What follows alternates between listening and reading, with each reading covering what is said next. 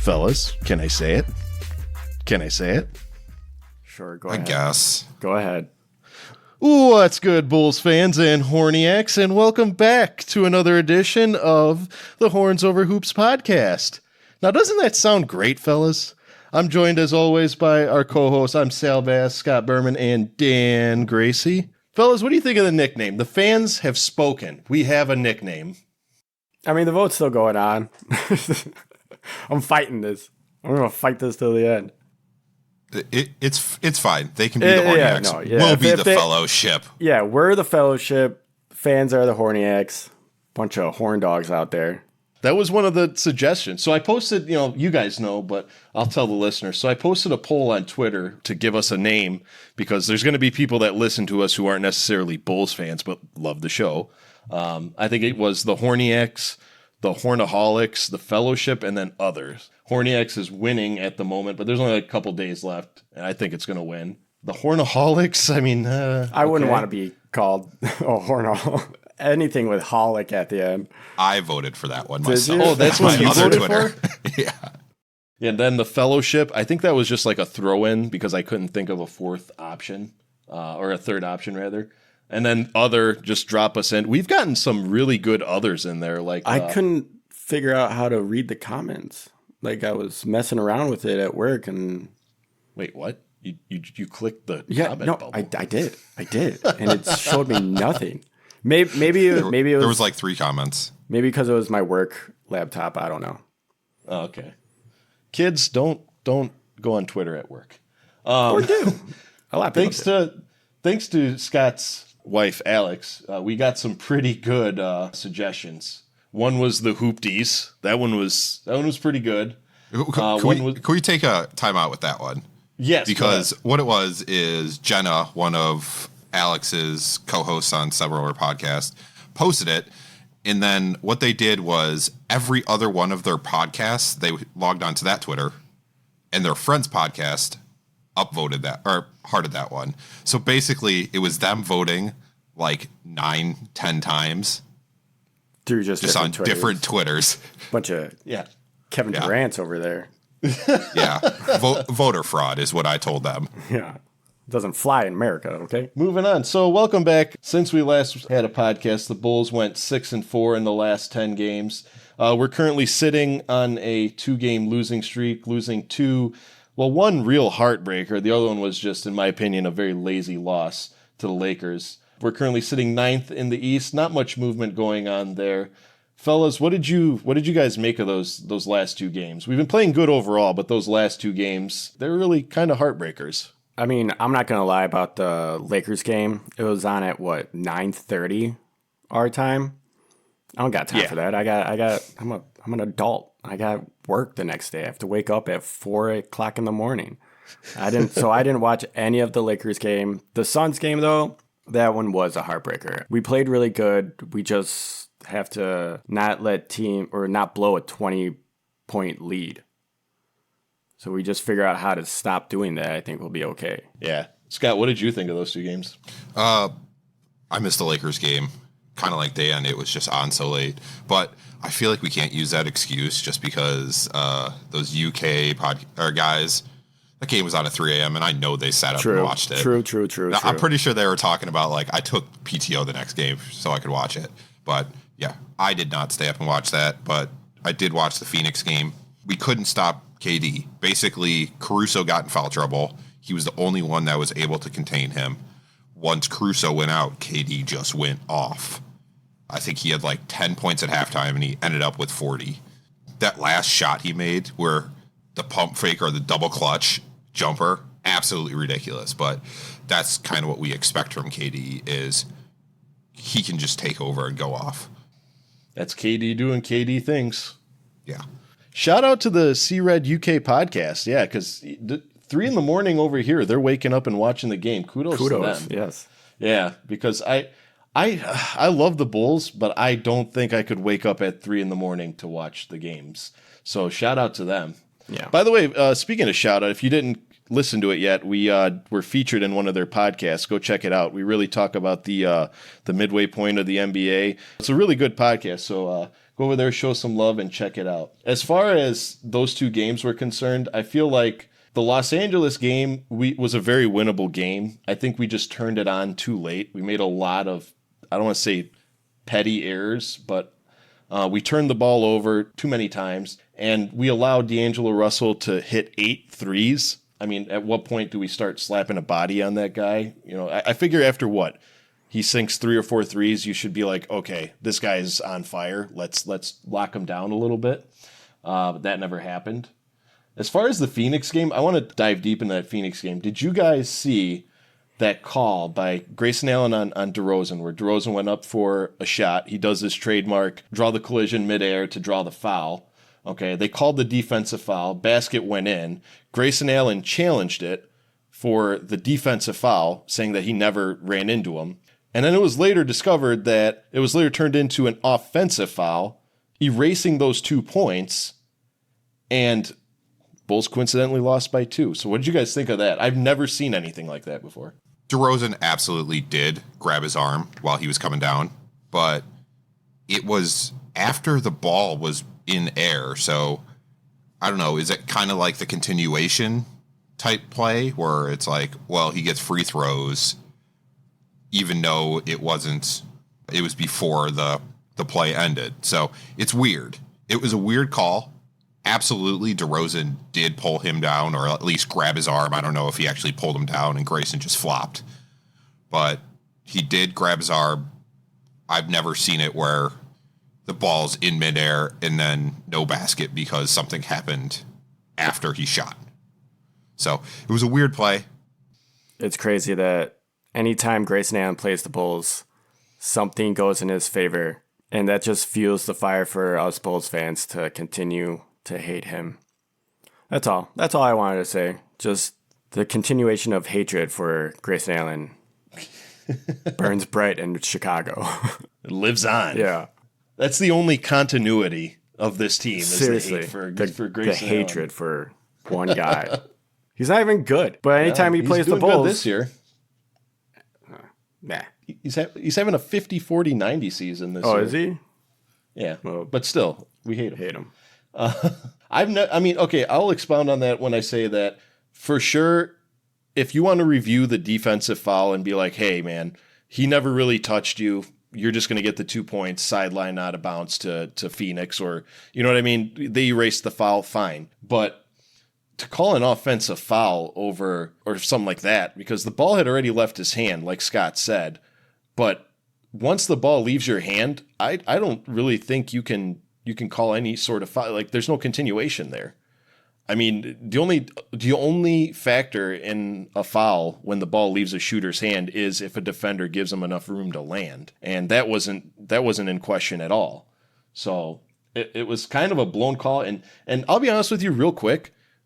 What do you guys think of the refereeing this year? I think it's been really subpar, if I may say so myself. Yeah, it's been bad. Just straight up bad. Who's that? That guy that gets into it with Van Fleet all the time. And anyways, regardless, it's been real bad this year. I think a lot of petty calls have been made. I don't know if like the NBA has like a bunch of new guys that are just trying to show their, I don't want to say dominance, but like, you know, they're like, hey, don't mess with me kind of thing. I don't know. I just think it's been bad this year. There's been way too many petty, soft technicals that have been called this year. I think 2 of them were in this game, and they were dog shit technicals. Like, I saw one the other day where I think KD just clapped because he missed a shot. He got a technical for that. Wasn't that Tatum? Yeah, Tatum clapped and got a technical. Yeah, either way. It's like, how is that a technical foul? These refs are getting too into themselves. Too soft. Yeah, what was the coach for the Raptors? He went off on them and got a huge fine for it. You talking about Darko? He had everything he said was correct. But it's like, and you can't argue with it. There's not like, What sucks is there's not like fines or anything that the league's going to come down on. They're not going to. The 2-minute thing doesn't matter. Nothing changes. I think that's dumb. Yeah. Did you guys see the whole thing with Portland when they protested the? Yeah, because he tried to call a timeout and the refs were just ignoring him. Yeah. Yes. Yeah. Or even earlier in the season, the referee that threw Jokic out of the game for no reason. I mean, whatever. He said something, but that's a technical. Unless a player looks at a referee and says, I'm going to commit a violent act towards you, that's a technical, not an ejection to. Yeah, exactly. Not, you're going to throw out a star player when there's Chicago fans that paid good money to come see Jokic play, and you're going to throw him out. I really think that the refs should get some sort of fine or something for bad calls or missed calls, or I don't know. There has to be some sort of like accountability. Yeah, for the refs. Yeah, no, 100% agree. Because like Fred VanVleet, like you were saying, Ben Taylor was the referee you were trying to think of. Ben Taylor. When you went off on Ben Taylor, who gets fined? The player. But I understand that the referees need to be protected. I get that, but so I mean the players do too. I mean, and then you find the player, so why can't you find the ref from being an idiot? Correct. Like as much as I hate giving him props, but did you guys see the LeBron James 3 that got called a 2? Yeah. Okay, it was close, but when you review it, you can tell, I'll give him this, his foot was behind the line. That was a 3-pointer, and they called it a 2. You know what I mean? And you have a camera that good angles zooms in. Yeah, Patrick Beverly showed the ref the camera. Yeah, or that one too. Yeah, that one, the foul. Oh, yeah, that was the same one. But yeah. Yeah. So absolutely, 100%. These refs need to start either being held accountable or more continuing education, something. But it's really been going downhill. Was that the Kobe Bryant 81-point night that KD scored the 43 points on? On us, yeah. Because that was the same night that was the same night that Embiid dropped like 70, right? Yes. Yeah.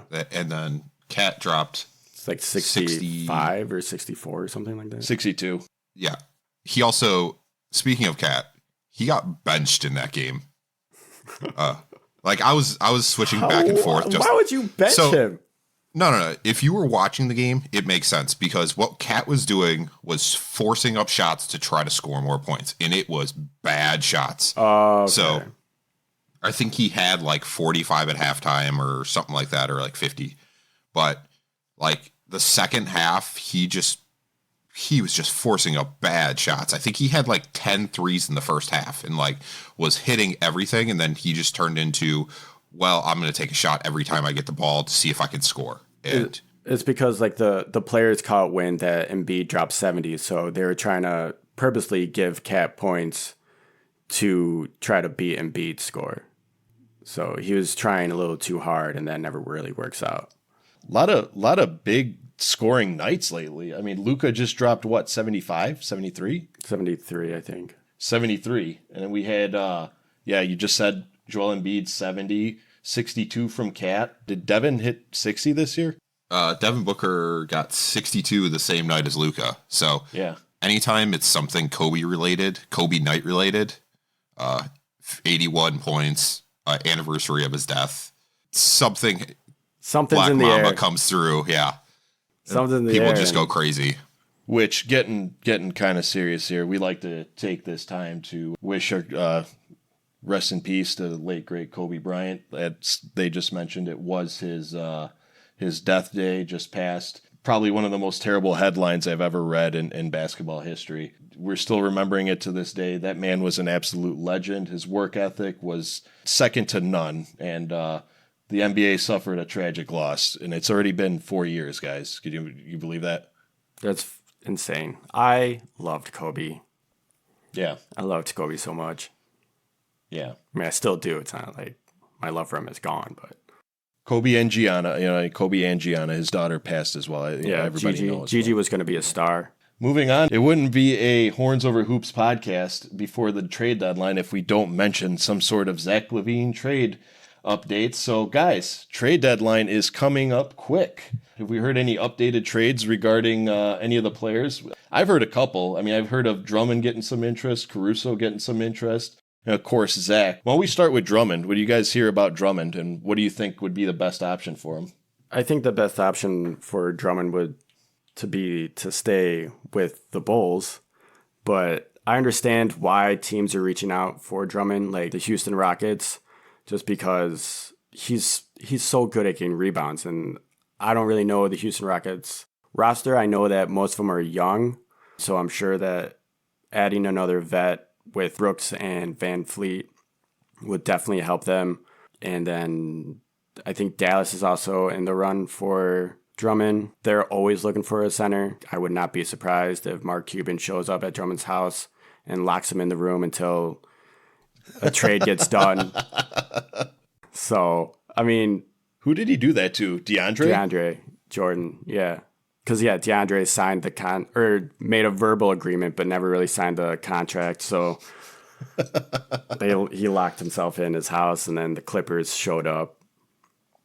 Anyways, yeah, that's the only two teams that I know of that have reached out for Drummond, but I really do hope that he stays a Bull because we need size. Scott, what did you hear about Drummond?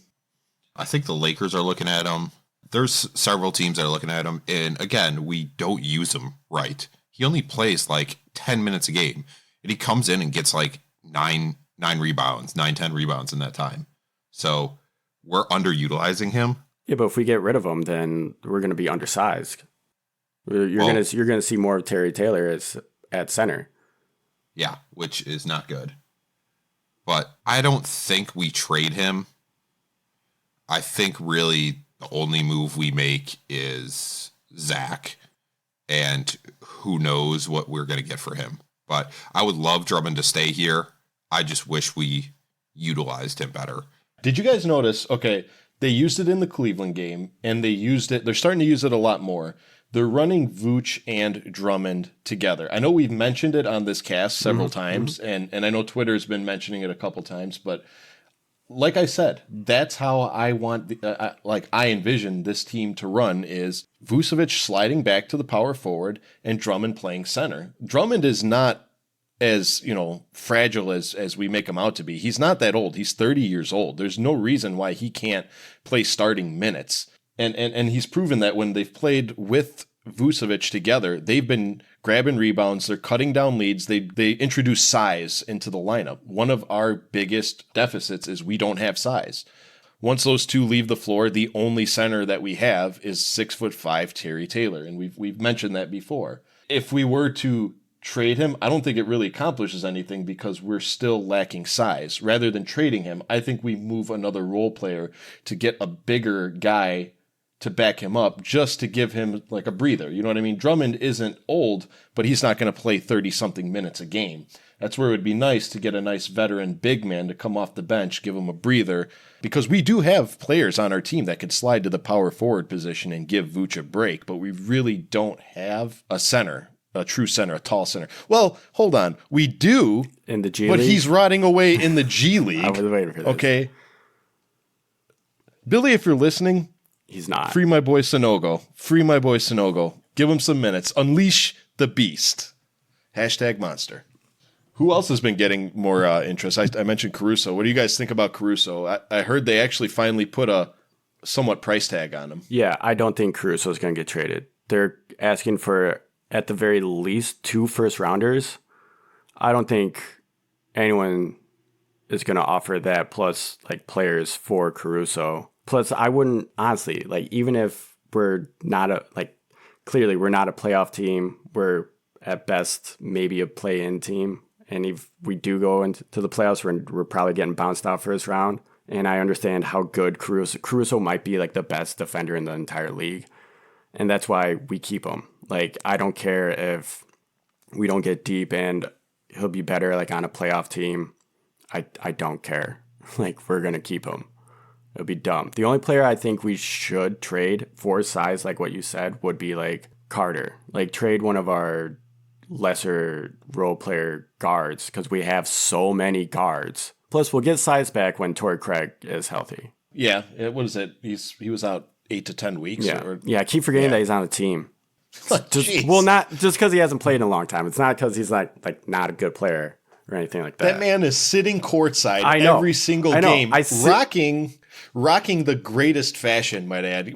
That's why I don't recognize him, because I'm just like, who the fuck is this guy? Torrey Craig's fashion choices does not get the credit it deserves. I mean, you've seen some of his fits that he's wearing while sitting on the court, and the man looks fly. The man has style. Speaking of courtside, before we get another, did you guys see Lonzo showed up to a game the other day? No, I missed the game. About time. Well, Scott, damn. No, it's because it was in LA. He lives in LA. That was the only reason why. That's where he's rehabbing and everything. Yeah, he's rocking those dumbass shoes that his dad makes. I thought he wasn't wearing Big Baller Brand anymore. I would stop. Maybe like playing, but I'm sure like going out, I'm sure he still rocks them. I wouldn't. I mean, it's his brand. He's got to promote it. Yeah, true. Scott, go ahead and elaborate on Caruso. What do you think is his fate? I don't think he goes anywhere, but I really don't even think this team makes many trades. Like, it's the Bulls. I don't think we're going to do much, but Caruso, I think we can probably get a decent amount back for him, because any team needs a good shutdown defender. I think there was talk of Dallas, New York, Milwaukee, and the Sixers. Milwaukee was in there too. Milwaukee too? Yeah. I don't think we're going to get anything, or we're going to even trade him. I think we've just got too much hope up thinking that something's going to change. I don't think anything's going to change. Well, I just know that like AK, he likes to operate like step by step. So he's focused right now on moving Zach, and that is it. He's not worried about moving anyone else. He wants to see what this team would look like once Zach is traded away. So the fact that Zach is hurt and his contract is really I think the two main reasons that he's still on the Bulls. Yeah, I think one sneaky move that might happen is, I keep hearing it a little bit, is teams are inquiring about Ayo Dosunmu. Oh. Just because his defense he stepped up so much on defense, and he's becoming a decent, consistent scorer. So I don't know what we'll get in return for him, but that might be like just a minor move we make. Is if we're going to make something, he might move. But I would love for him to stay, just because he's my favorite player on the team. Yeah, he's got a good contract too. I mean, all of our players have good contracts except for Zach. Yeah, which sucks. Yeah. I think that if come February, I mean, I wouldn't be surprised if we hear just more rumors about a Caruso. I'll be honest with you, I don't see him going anywhere. Probably the main one that I've been hearing is that the Lakers are actively pursuing. I don't know what it is about the Lakers that they're actively pursuing our players. Like, they want to go after Drummond, they want to go after Caruso. Like, and I know why they want to go after Caruso, but it's like, you know, are we just a team that's like an open garage sale right now? That's like, what are you offering me? You know what I mean? But again, I don't think that they have the assets to pull off a trade for a Caruso, and which is fine, because I'd rather keep him. I did hear, Scott, the whispers of an Ayo Dosunmu, and I got to ask you guys, and this is probably a really difficult question.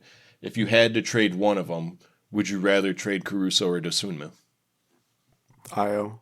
I would rather trade Ayo, just because Caruso's too valuable. Okay. Here's what I want you guys to take into consideration too. I'm not saying I would take Ayo over Caruso, but Caruso plays, I don't want to say more consistently, but he's less injury prone. How about that? So go ahead, Scott. What do you think? I would trade Caruso. I would trade Ayo. Oh, okay. No, I would trade Ayo. I think we're kind of at the ceiling for Ayo.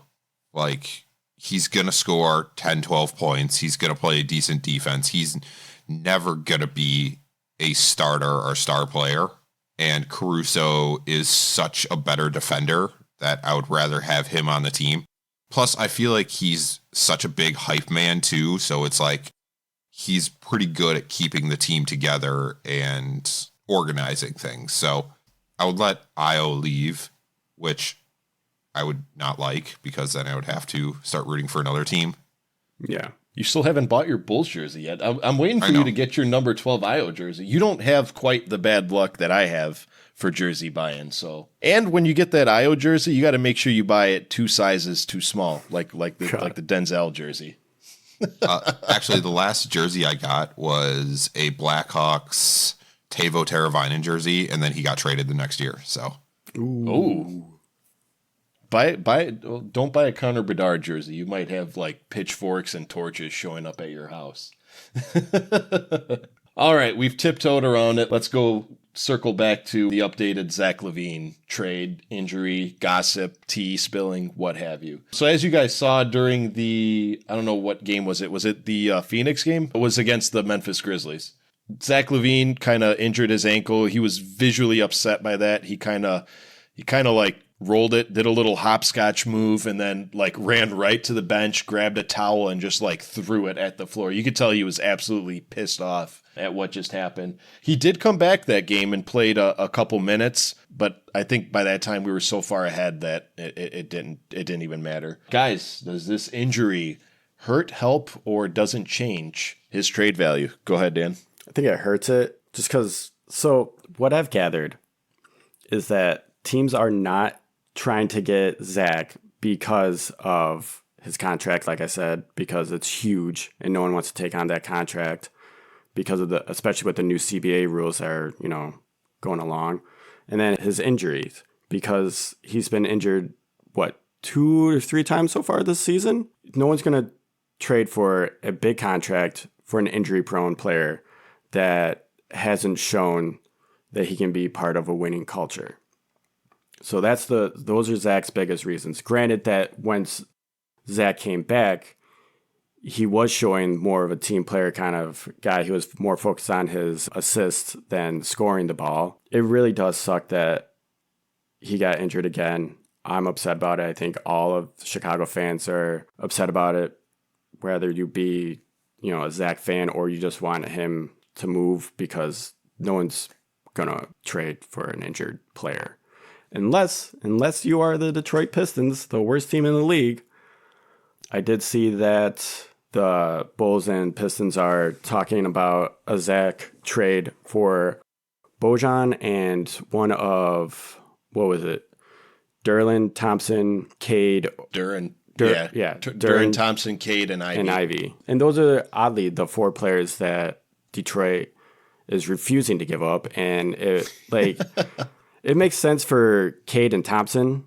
100% makes sense. But, you are the worst team in the league. You should be open to pretty much anything. So we'll see where that goes. I really hope that Zach does get traded. As much as it would suck for Zach to be on the Pistons, because they are the worst team, it would be really nice to get Bojan because he's shooting 40% from 3. And then if we also got one of their young talents that they have in Ivy or Derlin, I would really want Derlin just because that would give us more size.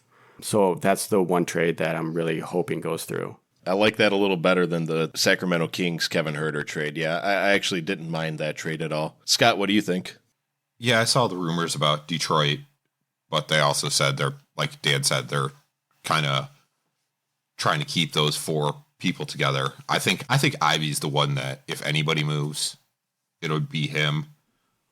But they're probably trying to give us Killian Hayes, who should not be in the league. He's terrible. I would take Isaiah Stewart. He's a pretty good player. He's a decent power forward, and that kind of gives us the size, and he can shoot pretty well. He can score. He's kind of turned a little bit into what we wanted with Pat Williams. They're kind of close to similar players. But I would take him. Duran's pretty good center, and he's really young. I think this is only his 2nd or 3rd year in the league, so I would absolutely take him. But I think Detroit's trying to keep a decent core and doesn't want to break it up completely.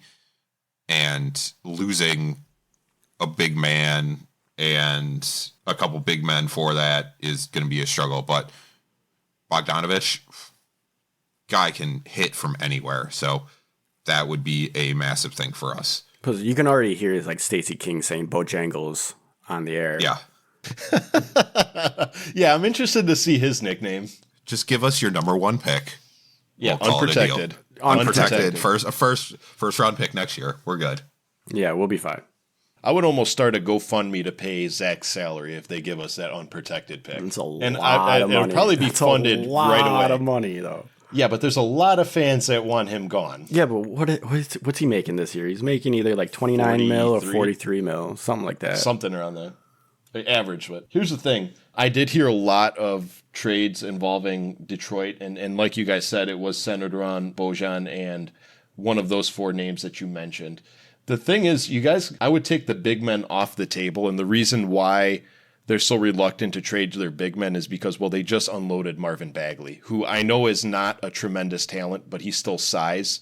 And in the league, as you can tell, because we're Bulls fan, size is crucial. Despite the fact if they're good or bad, they're still a body down low. Bojan is shooting tremendously. I would love Jaden Ivey just because it's kind of like, I don't want to say a Walmart version of Zach, but it's another shooting guard that could come in, bring some high energy, volume shooting. It's the total package. Do I think that Bojan and Jaden Ivey together equate one Zach Lavine? I don't know. I think Zach Lavine at the top of his game is worth a young guy and a couple picks. But again, this might just be a game of, he's worth more to me because I have him. You know what I mean? The problem is when people make trades, they think in an NBA 2K mindset where it's like, I want him on my team. I'll give you my garbage. Are you talking about GMs or are you talking about like fans?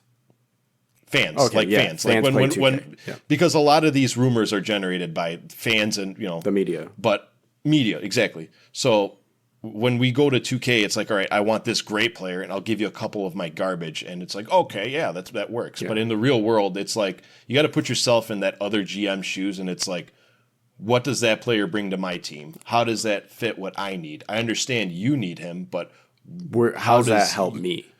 Exactly. Situation. Yeah. And again, it might just be an example of, is Acme overvaluing Zach Lavine? Oh, who knows? For sure overvalue Zach. They overvalue all their players. Apparently, or should we go into this now or should we wait? Oh, we'll wait. Okay. But I want you to hold that thought, okay. Dan. I want you to hold that thought because it'll come by next. All right. I honestly don't see him moving. Do you see Zach moving? No, unless it's to Detroit, and like I wouldn't be surprised if we do trade him to Detroit and it's just like Bojangles and Joe Harris. I wouldn't be surprised if we end up getting like two old guys and like a pick that's like top 10 protected from the Pistons, so it's going to be useless for us. Or could he be a part of a 3-team trade for DeJounte Murray? Murray on the Bulls? No. I think a lot of people are speculating Murray's gonna like go to Lakers, wants to go to Lakers. So could that be a 3-team trade, sending Zach to the Hawks? You know what I mean? No, I don't think so. They do need a shooting guard. Didn't we already try swapping Zach with Murray? Didn't they already? Straight up, you can't do that though, because I think Murray's still relatively young, so his contract won't match. I don't know. I don't see that happening. I think either that Detroit trade happens where we get two old guys in a pick, or Zach's on the Bulls still. I think those are the two things that happen. Yeah, and the problem is with Zach, and I said it in a prior cast, it was the Bulls messed up by not trading him when they had a chance to, but instead they renewed his contract for an astronomical contract. And again, I'm going to mention this in a few moments when we bring up our next topic, but the Bulls didn't need to re-sign Zach Lavine.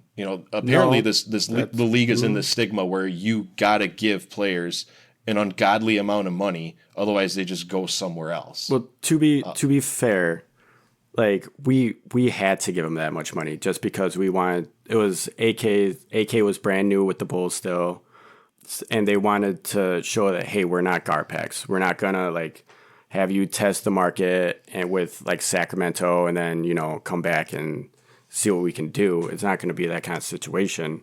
It's going to be like, hey, you're valued here. We care about you.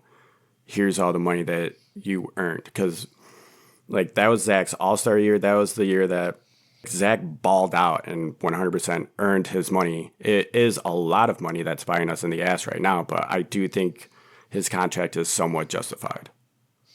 Sure. And it also boils down to the way that the NBA salary cap is structured absolutely terrible, where there's no regulation. In a couple of years, his contract is going to not look that bad because he'll be getting like 49 mil from a player option that he's for sure going to extend. And then like some other free agent is going to be making like probably 60 plus mil for the next 4 years because the salary cap went up or something. Right. And this all boiled down to speculated just tensions between him and Billy Donovan. But I guess since we've played more games, guys, what do you think about Billy Donovan? What do you guys think? I know we were kind of harping on him earlier on in the season. Do you think he's earned a bit of praise, or do you think he's filling those shoes of he's not the coach we need?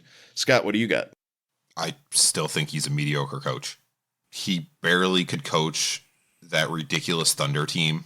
I don't know. I feel like he's just kind of there. He's better than some of the other coaches like we had. He's better than Hoiberg. He's better than Boylan, which everybody's better than Boylan.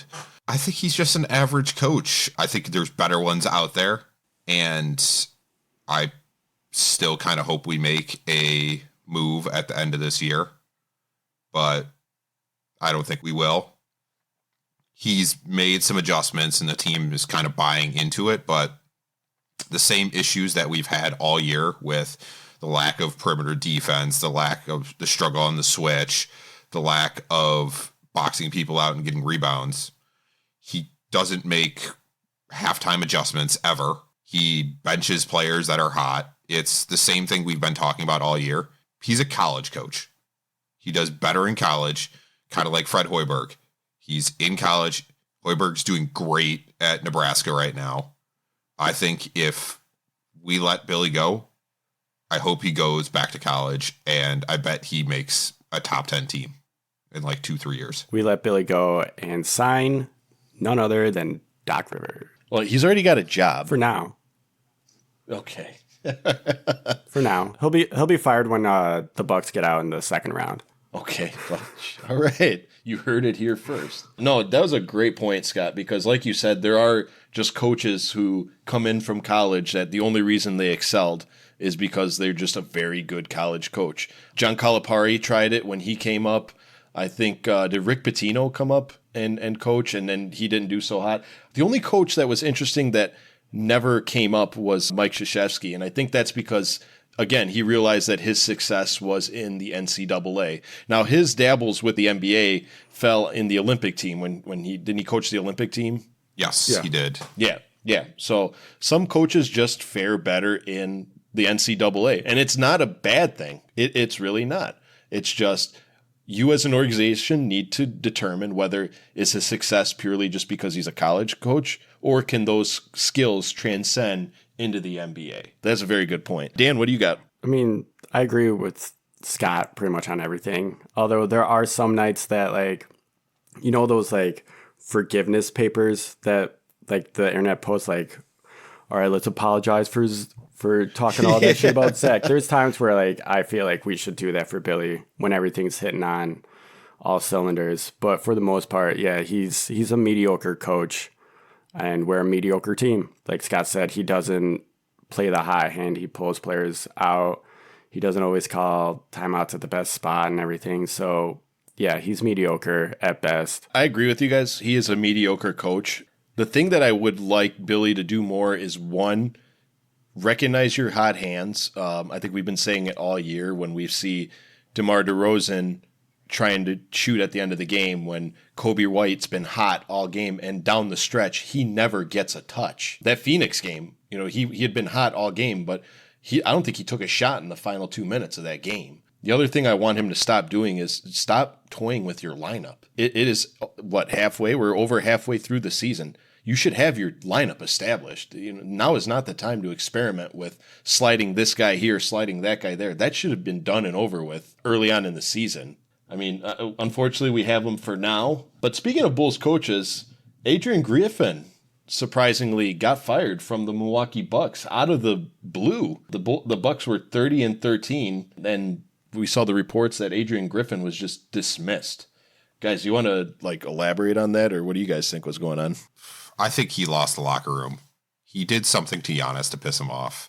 Thanos. Thanos. Yeah, he tried to cut his garbage brother. He should be cut. That dude doesn't belong in the NBA at all. He doesn't even belong in the G League. He doesn't belong in a blacktop. Like, get him out of here. Yeah, no, there's definitely, the team was not playing up to what they should be. The Dame thing's not working out like they thought, but I don't think it was time to make a move like that. But also, is Giannis turning into LeBron? Is he turning into the player like, I'm the GM now, I get to choose who the coach is, I get to decide when they're fired or not, I get the final approval on trades and stuff? Because he was the one that was like going for Adrian Griffin. He wanted Adrian Griffin, and now he decided, halfway through the season, no, he's out of here. Well, I don't know if that's more on Giannis or more on the organization because of what Giannis brings to that organization. Like, he brought him a championship. I mean, they're a small market team, and he made them pretty much global. So I don't know if it's more on the owners giving Giannis that kind of power or just Giannis just demanding that kind of power. Yeah, I was also surprised by it. I understood it, but I was also surprised by it. He did probably lose control of that locker room. I don't think a rookie coach should be coaching a contending team. They probably should have just given it to Doc from the beginning, or they shouldn't even fire Bud. Yeah, they shouldn't have fired Bud in the first place. Like, when Bud got fired, I was shocked because you fired him because why? Because you got bounced out in the first round. Like, it wasn't your year. You know, that would have been the equivalent of the Bulls firing Thibodeau after we got to D Rose's MVP season because we got out in the Eastern Conference Finals. Like, if that had, I was furious when Tibbs got fired. Well, yeah, that was after. Well, I know that, but like, regardless, like, I was furious because Tibbs is a good coach, in my opinion. He runs his players in the ground, but he's still great. It's funny you mention that because when I think of, like, you know, going back real quick, when I think of like Billy Donovan, I always compare him to like Tom Thibodeau. I compare since Tom got fired, I've compared every coach we've had to Tom Thibodeau. I mean, it's one thing because you can't really compare him to Phil Jackson because Phil Jackson was like a mastermind of the ball. You know what I mean? He was a coaching guru, but like the next best coach we've had has been Tom Thibodeau. It makes the game a little bit more realistically to coach, if you want to say. But as you guys were saying, I did remember several players saying that they could not understand Adrian Griffin's like play style. It was just up in the air all the time, and it was just. Did you see like Giannis is sitting on the sideline drawing plays? You know what I mean? You know, so it may have been the team was just so good that the coach didn't really have anything to do with it or something else. But yeah, they hired, as Dan alluded, they hired Doc Rivers. Who, Scott? What do you think of Doc Rivers? Before we go to that, I want to tell a little story. So story time with Scott. My brother-in-law works security for the Pfizer Forum. So I saw him this weekend. The first thing I asked him was, did you get to escort Adrian Griffin out of the Pfizer? What did he say? No, he said he didn't, but then he told me that they did get a package recently for Giannis, and some random person they've never heard of signed for it, and the package is just gone now. So they somehow lost the package for Giannis. Adrian Griffin walking out with like some package for Giannis, allegedly. Yeah. It's funny. But yeah, they did hire Doc Rivers again. And Scott, what about Doc? I don't understand how he keeps getting jobs. He's an okay coach. He's an average coach. He can't make it past the second round. He will bring you to the playoffs. You will lose the second round. I don't think he's made it to the Eastern Conference Finals or any finals since those Boston years in 2010. He won one championship with a crazy team. Like that team was stacked. It was the big three. Kevin Garnett, Paul Pierce, Ray Allen, Rajon Rondo. Yeah, that team was so good. But think about it. He had that Clippers team, the Lob City Clippers. That team was so good. Yes. He's been on the Sixers. That team was set up to make the finals, and they lost every year in the second round. I don't know how he keeps getting these jobs. He seems, like Dan said earlier, they'll be out in the second round. They're going to be cut out in the second round. Charles Barkley, I guarantee it. Oh, boy. That's terrible. It does bring back a question, a thing I saw on Twitter from who's the Boston guy, Builds Simmons. Simmons? Yeah, so Bill Simmons said, who's going to be with Doris Burke now? Who's going to be that A team on ESPN? Because that was Doc Rivers. All right. ESPN doesn't have an A team. Yeah, but it was Doc Rivers, Doris Burke, and I forgot who the other guy is. But who do you bring in now? Because there's no one that's a player or coach that's on there. Well, what's Coach Bud doing? Kevin Garnett. Yeah. No, but he was saying is, why don't you bring LeBron in? He's going to be out in the first or second round.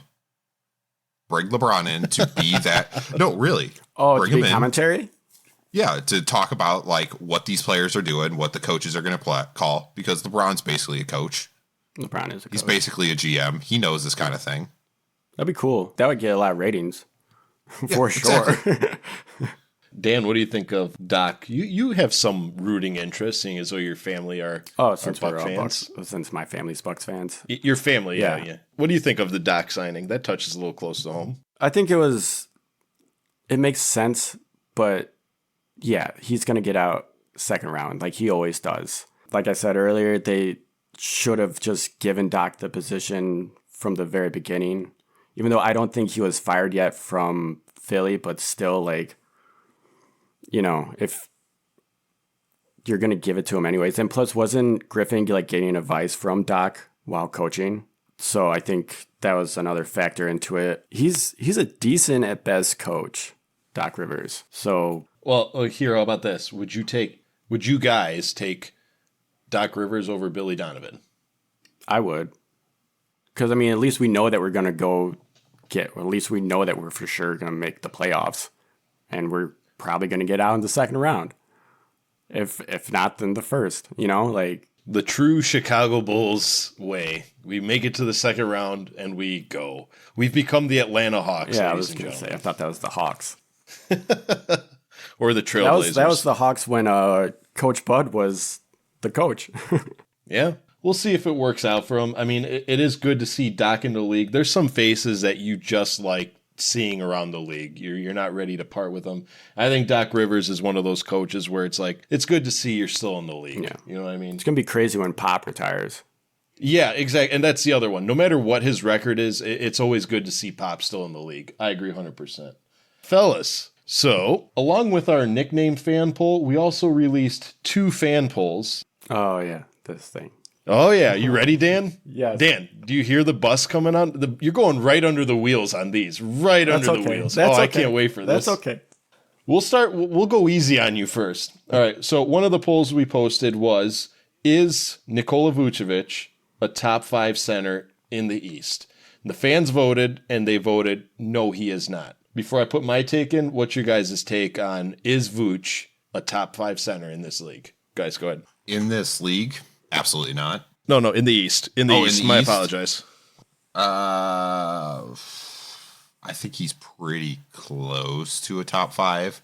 If not, he's top 8, so he's in the middle. I think there's some young players that aren't quite there that are absolutely going to be better than him like in a year or two. I think Duren is one of those players, the guy we were talking about earlier from Detroit. He's stepped it up massively. His shooting has fallen off so much. His lack of defense is really a big issue. He doesn't want to box out anymore. He doesn't try for as many rebounds. It's weird because like against smaller players, he seems to not like try, but against like big, like decent centers, he's like, oh, I got to box him out. I got to try as hard as I can. It's really weird with him. So I would say 8 to 10 range. Okay. I can respect that. Dan, where do you think he lies? All right. So I'm the one who posted this poll because at that time I thought Vooch was a top 5 center in the East. And then I remembered about Nick Claxton. I remembered about Jared Allen. I remembered about all these other centers. So I would say that he's not a top 5. I would say that he's somewhere between the 6 and 8 range, I would say. But yeah, at the time when we traded for Vooch, I would say that he was a top 5 center. he has gotten a little slow. I think age is starting to catch up with Vuce, where he's slower. He's not shooting the ball as well. He's not boxing out. He's not getting as many rebounds as he can. So, yeah, I apologize for posting that, I guess. What? Why? I guess for a great question. Yeah, I guess I'm not sorry. Sorry, I'm not sorry. Here's the thing with Vuce. Is he a top 5 center in the East this year? Yeah. And the reason why is 2 of the names that you mentioned aren't playing. They're hurt. No one's going to beat Joel Embiid. 100% best center. He might be 1A and 1B with Jokic. 2, I would put Miles Turner right behind him just because the man's playing tremendous basketball. At 3, I would probably put Bam. See, that's another guy I forgot about. I forgot about Bam. You forgot about Bam? As long as you didn't forget about Dre, that's fine. I never forget about Dre. Anyway, but you got to put Vucevic somewhere up there after that. Jared Allen's good, but again, he's not playing this year. Nick Claxton is phenomenal, but again, hardly playing this year. Like Vucevic this year is having a bad year, but still playing in the top 5 of the East. He's getting you double-doubles on occasion, and he's getting you 20 points on occasion. The problem is he's too inconsistent, which is not taking away from his top 5 capability. It's just taking away from his ability to be higher up on that list. I think that Vuce a few years back could have went toe-to-toe with a Miles Turner and battled for the number 2, number 3 spot in the East because he's just got tremendous talent. His shooting went down, his rebounding went down, and it seems like his composure, morale, I'll just call it give a shit, kind of went down a little bit. I mean, he said he said he's enjoying playing with this group again. At first, anyone's going to tell you that. You know what I mean? True. But I've seen him on the court, and he looks kind of. I don't want to speak for him because I'm not him, but you could tell he's getting a little bit more pissed off, and the just emotion is not there, which is fine. He's still a top 5 in the East, in my opinion.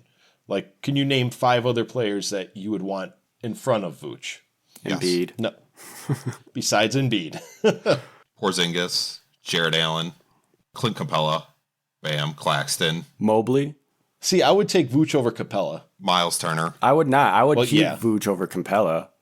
I'm not huge on Clint Capella. I would take Vuce over Capella. Yeah. Agreed. Defensive-wise, I would take Capella hands down. But if I have Capella as my center, I would keep Vuce as my power forward. That's the thing, is I wouldn't. There's several power forwards in the East that I would take Vuce over. I think Vuce, if he moved to power forward, would be a top 5 power forward in the East. I think he's too big. He's not expected to be boxing people out as much. He's not expected to be getting those rebounds.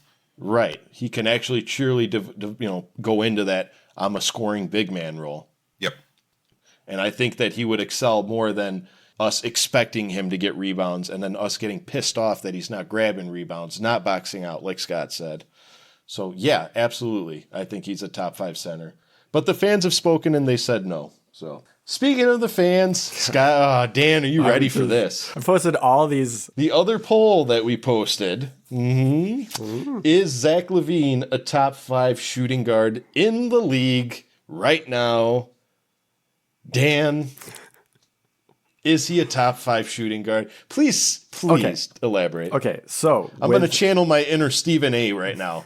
Go ahead. With Zach, I feel like he's interchangeable between 5 and 6. This is in no order at all. So top 5, 5, 6, I'll say, would be Booker, Mitchell, Beal, Zach, Brown, Jaylen Brown. And actually, no, that's it. That's 5. There you go. No 6. Unless I'm forgetting someone. I might be forgetting someone. But yeah, I think Zach, you can change Zach between a top 5, top 6 shooting guard in the league.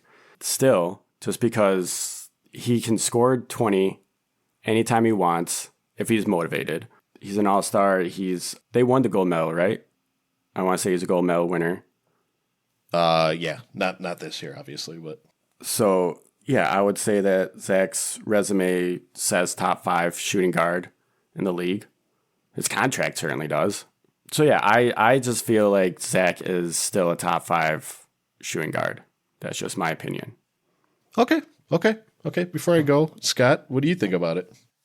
I would say during 2 to 3 months last year, Zach was a top 5 shooting guard because he was a 50, 40, 90 guy. He was scoring like 20, 25 points a game. This year, absolutely not. He's not better than Booker. He's not better than Mitchell. He's not better than Ant. He's not better than James Harden. He's not better than Desmond Bain. Ant. I can't believe I forgot about Ant. Yeah. He's not better than Desmond Bain. He's not better than... He's better than Desmond Bain. He's better than Desmond Bain. No. This year, absolutely not. Anthony Simons, I might put Anthony Simons over him. Isn't he a point guard this year? Or is Scoot point guard? No, Scoot's the point guard. Okay. Yeah. Terry Rozier, I would rather have Terry Rozier on my team than Zach Lavine right now. That's a good one. I'm that's going to go with Stephen A. That's blasphemous. Terry Rozier was killing it for... He was Charlotte, the whole team. He's been... Since he's got... He was the whole team on Charlotte, though. He's on Miami now. Because Melo was down. But since he's got on... I mean, sure, it's short right now for his Miami career, but like since he's been on Miami, he's shot like 2 for 21 since he's been on Miami. He's been terrible. And I'm sure that it's just him trying to figure it out, but I would forever pick Zach over Scary Terry. I'm not afraid of Terry. So that's just where I'm at. I think that Zach is better than Scary Terry. You're crazy for saying that. Okay. Last year, yes. When he was tearing it up, yes. Right now, no. That's a fair assessment. It's fair. Fair assessment. Okay. All right. I'm going to list 5 names for you guys, okay? And I want you to tell me what these 5 have in common. Okay, ready? Devin Booker, Donovan Mitchell, James Harden, Anthony Edwards, and Klay Thompson. James Harden's a point guard. And I'm sorry, I'm gonna add another one in there. Well, no, he's playing shooting guard because they have Russell Westbrook. I thought Westbrook was coming in off the bench. Well, he is. He's still, but he's still, All right, fine. He's a point guard. Alternate that with Jaylen Brown. Okay. What do those 5 guys have in common? 6. They're all shooting guards except for Harden. He's a point guard. Very good. They're all guards. All right. They're Yes. all winning teams. Exactly. What those 5 people have in common is they're not battling for a playoff spot right now. They're all in the top. They're all guaranteed playoff spot. Devin Booker, they're in the 6th seed with the Suns. Donovan Mitchell, I believe they're in the 6th seed in the East. James Harden and we'll just include James Harden as an asterisk. They're 3rd place in the West. Anthony Edwards is doing just tremendous things with the basketball, and he's an up-and-coming talent, and they're number 1 in the West. Klay Thompson, just a lights-out shooter, and although the Golden State Warriors haven't figured it out, I think that Klay Thompson is a better pure shooter than Zach Lavine. Jaylen Brown, top contributor. He's a top in the East. I mean, these are all players that they don't need $43 million to tell them that they're the best shooting guards in the league. Their game speaks for it because they're the players that elevate their teams into that upper echelon to get into the playoffs. We've given Zach Lavine, 5, 6 years to try and do that, and he has not brought us to the playoffs securely one time. But yet, we throw $43 million at the man and pay him like a top 5 shooting guard in the league purely because of the fact that we're afraid of another team paying him that money and him leaving. So now, tell me, well, would you rather you have a shooting guard? Would you? What's that? For that, real quick. Sorry. Yeah. Would you rather have Zach just walk for nothing at that point? It's not that I would have Zach walk for nothing, but I would experiment with a trade. Let me ask you this: if you're Acme or you're Billy, whatever, do you truly think you can build a team around Zach Lavine? I mean, at that time, I understood it. At that time, I 100% understood the direction they were going, why they signed Zach that much, and everything. Like, I understood. We even had a direction then. We don't have a direction now. Sure, but it shouldn't take an organization 5 years of having a young player to determine if we can build around him. Okay, after year 6, he was a good player, but is he capable of building a franchise around him? And I would say no, but we threw money at him. Rather than focusing on getting rid of Kobe White, who we really never just gave him a real chance, we decided to throw money at Zach Lavine. Now look what's happening. Kobe White is having an astronomical season, who, in my opinion, is in more deservance of $43 million than Zach Lavine. and we're struggling to unload Zach Lavine because his salary is just outlandish. Now, could he be a top 5 shooting guard in the league? Sure. Okay. But he's never truly going to be a shooting guard that will bring a team to the playoffs on his back, like the said mentioned other names. Well, I can't help but go back to like how we were when Lonzo was on the team. I feel Those like magical 30 games. Well, dude, what a time! Yeah. What a time to be alive back then.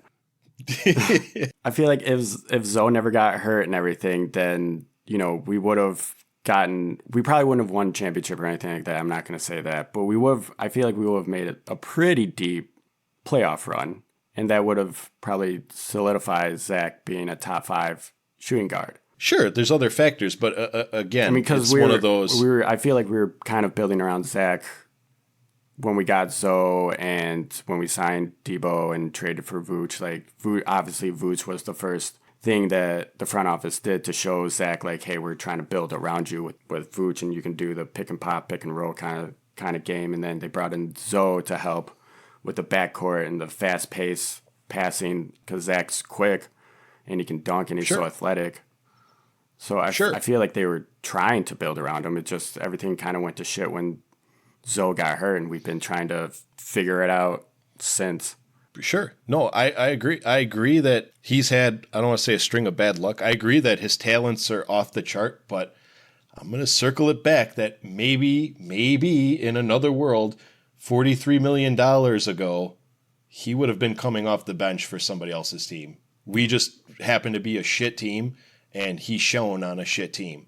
Like, again, I'm going to reference this back to like the Courtney Lees, like the all those like athletic shooting guards back in the early 2010s that were phenomenal. That, you know what I mean? They were somebody's bench player. That's it. Zach Lavine, had he not gotten the big payday and not been traded here, I still think he would have been coming off the bench in Minnesota. That's insanity, but okay. It's just my opinion. You can't start unless he wants to move to point guard. You cannot start Zach Lavine over Anthony Edwards. Well, would they still have Ant if Zach was there? Probably. Because, again, Zach Lavine was a point guard in Minnesota. We moved him to shooting guard. I thought Ricky was their point.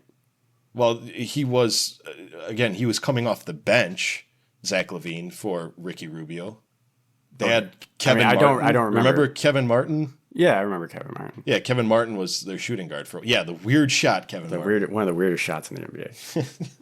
Yeah, that's just my opinion. I wouldn't say he's far off, but he's not right now. I wouldn't build my franchise around him. That's for sure. Joke's on you. Someone else did. Yeah, right. No, joke's on me. I live in the damn city that they built a team around him. And now, geez. Okay. Well, let's move on to some happier things before I lose my mind. Fellas, this week's game, it's game time. Last week, you guys kind of alluded to wanting a nicknames game. And I thought, well, since we did just officially get our nickname for our fan base in the Horniacs, #Horniacs, we're going to do a nickname game. So we're going to change it up a little bit this time. Instead of you guys just randomly shouting things out at me and me trying to time who got it first, we're going to do like kind of like a soccer World Cup penalty kick style where one of you guys go first. I give you multiple choice, and the first one to answer 4 nicknames correct wins the game. You guys ready? Yeah. All right. I'll let you guys decide who wants to go first. Scott, you got a coin over there? You want to flip a coin? You got like dice. We can do high. I got high, dice. Low. Okay, high, we can low. do. We can what do you do want? I'm gonna go high. Yeah, it was 14. Okay, cool. So I'll go first. Okay, you're gonna go first. Yeah. All right. So, question number 1 for Dan. Okay, and these are all on the Wikipedia page, and they'll all be their regular nicknames. Nothing weird. Okay. Whose nickname was the Big Penguin? Was it A, Bismack Biyombo, B, Andre Drummond, C, Ben Wallace, or D, Tim Thomas? Tim Thomas? Tim Thomas. Yeah, that's my answer. Oh, that was your, no, that's incorrect. I'm sorry. Okay. The Big Penguin. Are you asking Scott these same questions? Nope, I'm going to give him a different one. So Big Penguin was actually Andre Drummond. Oh my God, I wanted to say Really? Drummond. I wanted to say Drummond, but I was like, no, they call him Big Cat. Okay. Scott, your nickname is the Beast of the East. Brock Lesnar. Yeah. Was it A, Shaquille O'Neal, B, Dwight Howard, C, Patrick Ewing, or D, Luke Longley? Ooh, that's a hard one. I'm gonna say C. I think Dan wanted D, but I'm gonna say C. Ewing. Yep, Patrick Ewing. Patrick Ewing was known as the Beast from the East. All right, very good, very good.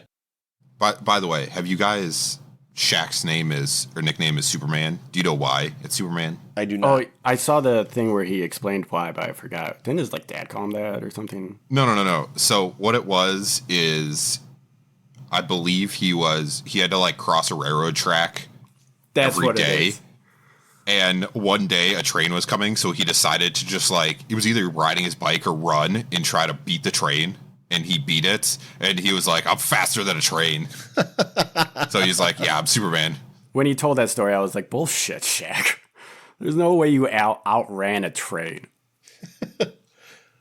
Maybe not now, maybe back then. No, I can never see Shaq outrunning anything. All right. Moving on to question 3. Dan, whose nickname was Young Tracy? A, James Harden, B, Eric Gordon, C, Paul George, or D, Sean Kemp? Oh, my God. I feel like it's either PG or... what was the second one? What was Eric B? Gordon? Yeah, I feel like it's either PG or Eric Gordon. Okay. I'm going to go with Eric Gordon. Eric Gordon? So it's actually Paul George. Paul George's nickname was Young Tracy, which as we know... Before PG-13. Right. Tracy means 13 in Spanish, so he's PG-13. Okay. So far, Scott's winning 1-0. All right. So, Scott, whose nickname is the Dancing Bear? Is it A, Jeff Hornacek, B, Scottie Pippen, C, Tony Kukoc, D, Draymond Green? I'm going to say Jeff Hornacek. It was actually Draymond Green. Draymond Green's nickname is the Dancing Bear. I knew it was going to be Draymond. I wanted to tell you D. Okay. All right. So we'll move it on. Dan? Yes. Okay. This is a good one for you, Dan. Whose nickname was the Mayor? Is it A, Tony Kukoc, B, Fred Hoiberg, C, Steve Kerr, or D, Mark Price? Wasn't it Hoiberg? It was Hoiberg. Yep, that's right. Why was he the mayor? I don't remember. Because he was the mayor, I think, of Minnesota or a town in Minnesota. Oh, yeah. So. Care enough to remember that kind of information. Yeah, so he was the mayor. Or he ran for mayor. I don't know if he was or he ran for it. Okay. Well, he ran him out of town in Chicago. Yeah, okay. All right. Scott, whose nickname was Red Velvet? A, Brian Scalabrine, B, Matt Bonner, C, Kevin Herter, or D, Kevin Martin? Matt Bonner. It's actually Kevin Herter. Kevin Herter. Kevin Herter's nickname is Red Velvet.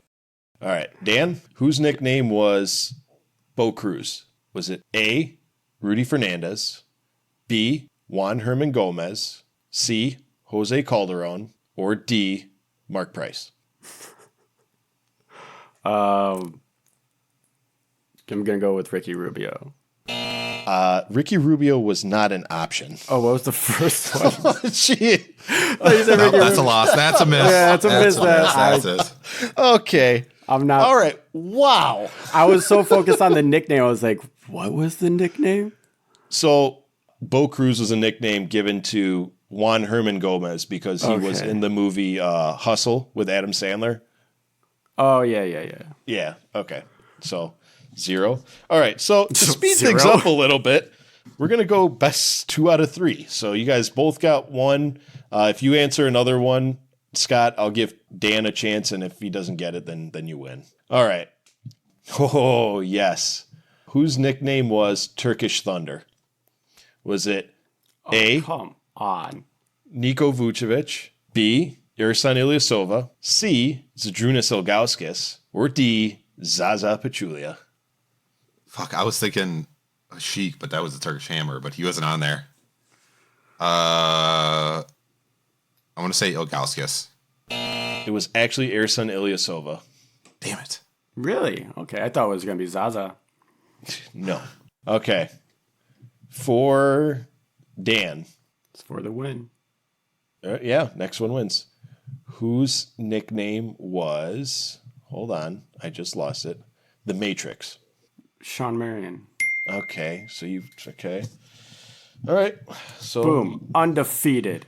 Okay, Scott, I'll give you a chance to redeem it. Whose nickname was Hair Canada? Was it A, Andrew Wiggins, B? It was Andrew Wiggins. It was actually not. Yeah. Really? He's It's Air Steve- Canada, Canada? not hair. Hair, like hair. Oh, H. hair. Oh, I thought you said air. Okay. It's actually Steve Nash, but I'll... Nah, that's fine. I missed it. Okay, all right. Well, good to be a good sport about it. Yeah. I wouldn't have got Sportsmanship. Steve Nash. What were the other ones? I was going to say Steve Nash, then Anthony Bennett, and then RJ Barrett. Okay. Yeah, I wouldn't have got Steve Nash. No. Okay. Well, he's the only one with because he used to have long hair back in the day. Anyway, congratulations, Dan. Yeah. Yay. All right.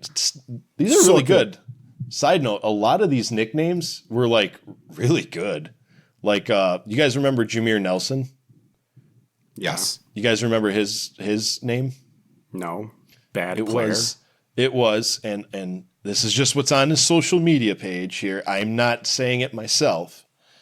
His nickname was Crib Midget. Crib midget? Crib Midget. Good for him. Yeah. Good for him. Yeah, good for you. Kelly Oubre Jr.'s nickname is Wave Poppy. Yeah, I've heard that. All right, so Dan takes another victory. Congratulations, Dan. Guys, I think that takes us to the end. Do you guys got anything before you go? Scott, what do you got? And now that we officially have a nickname, I think we're going to start trying to make some merch. So be on the lookout for that. Yep. I think we already have so we're going to buy a website that's should be linking to the merch. Right now, the leading contender is Valentine Range. We'll be linking to our merch site. So watch out on Twitter we'll post something. We'll probably bring it up on our next cast. Yeah, as soon as we get merch, we'll let you guys know. Yeah, we're really excited about it too. Dan, what do you got? Nothing. I got nothing. Your mind is an open book. I mean, yeah. I mean, honestly, I got nothing going on. I wouldn't say vote for Kobe because I'm pretty sure the voting is over. Yeah, it's over at the time of So Kobe didn't make it. Sad day. this. It's not too early to vote for next year, though. I mean, it's too early, but Can't. Yes, you can't. Just be ready for next year. just be ready. Bulls fans. Get those thumbs ready to select Kobe for next year. Awesome. Well, again, like Scott said, we're in the process of getting merch, more updates to follow. We do have a couple interviews for bonus episodes lined up, including one with the Bloody Horns podcast. At the time of recording, it'll come out within the week. We'll have it released to you guys when it's done. We're going to be covering the All-Star festivities. Follow us on our socials. Engage with us on Twitter. We're posting a lot of those fan polls. We'd like to see your opinion, and then we'll read them off on the show. That does it from all of us. And for everyone here at the Horns Over Hoops podcast, we ask our Horniacs and Bulls fans to see red and go Bulls. I just love saying that. Horniacs. Good night, everybody.